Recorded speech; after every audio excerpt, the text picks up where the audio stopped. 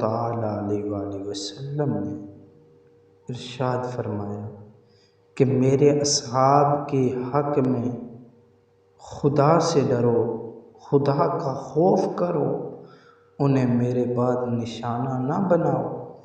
جس نے انہیں محبوب رکھا، میری محبت کی وجہ سے محبوب رکھا، اور جس نے ان سے بغض رکھا وہ مجھ سے بغض رکھتا ہے، اس لیے اس نے ان سے بغض رکھا۔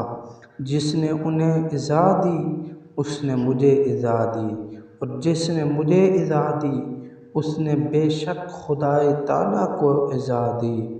جس نے اللہ تعالیٰ کو ایذا دی قریب ہے کہ اللہ تعالیٰ اسے گرفتار کرے گا، قریب ہے کہ اللہ تعالیٰ اسے گرفتار کرے گا۔